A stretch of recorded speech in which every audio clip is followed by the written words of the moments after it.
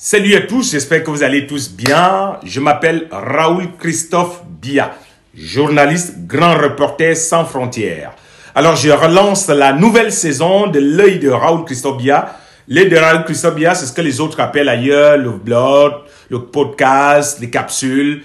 L'œil de Raoul Christophe Biya a vocation de jeter une opinion, un regard, célébrer un talent, vanter les mérites d'une invention, d'une culture, d'une tradition dans l'Afrique.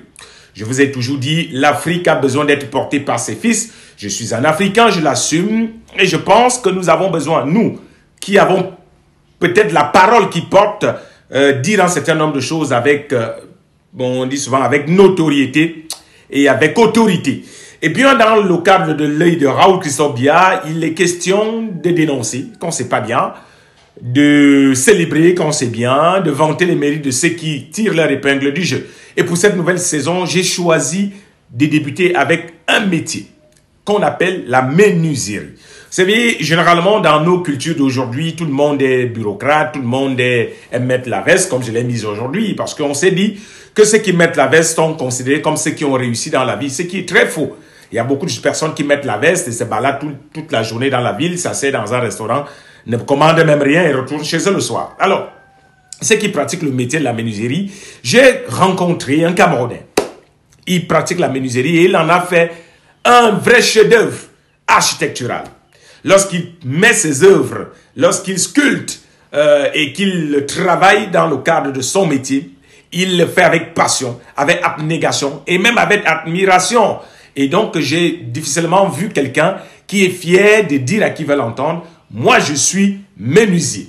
Parce que à l'ère où nous sommes dans ce qu'on appelle au Cameroun le proving, où chacun veut se faire passer pour ce qui n'est pas, les gens ont tendance à ne pas assumer ce qu'ils sont. Eh bien, Martin Otellet, puisqu'il s'agit de lui, est un menuisier de formation, de vocation, et qui met en avant des œuvres architecturales. Il le fait avec passion, comme je vous l'ai dit, et ses œuvres, comme vous pouvez les découvrir au même moment que moi, ont attiré mon attention. Et j'ai dit, ah, cet homme, il n'a rien.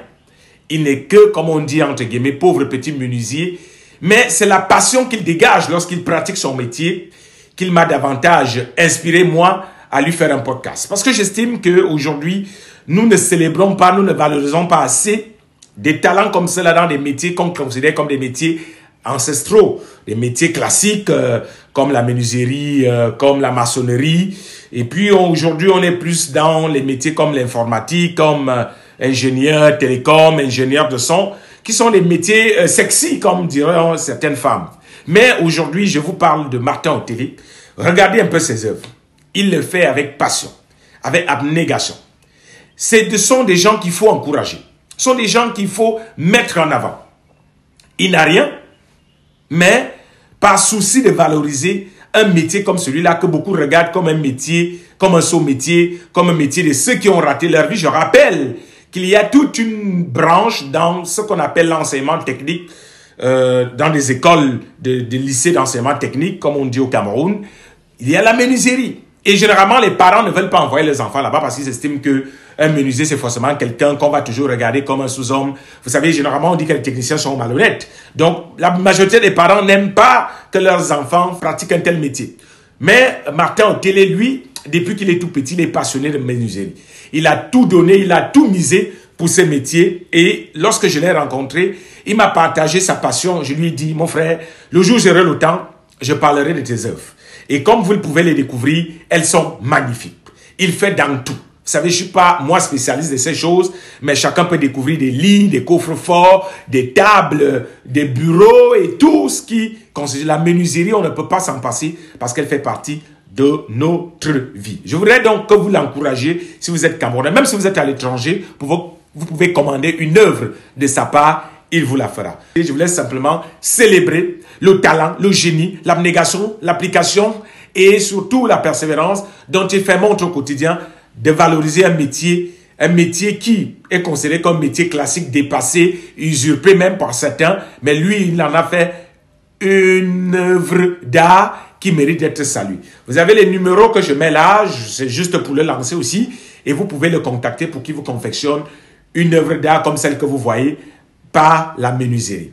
Mon frère, big up à toi. Je te souhaite de continuer à avoir la passion, l'abnégation, la persévérance. La vie n'est pas facile. Continue, persévère et peut-être, et tu as commencé déjà, certainement, à vivre de ton métier. Il n'y a pas de saut métier, comme disait quelqu'un de plus intelligent que moi. Je souhaite seulement que tu poursuives et que tous ceux qui sont dans les métiers, dits saut métier, entre guillemets, qu'on le fasse avec fierté, comme toi. Tu es un modèle pour la jeunesse de ce qu'il n'a pas honte de ce qu'il est et il assume ce qu'il fait. Bien des choses à vous. On se retrouve pour un nouveau podcast. L'œil de Raoul Christophe Bia. Bye bye. À bientôt.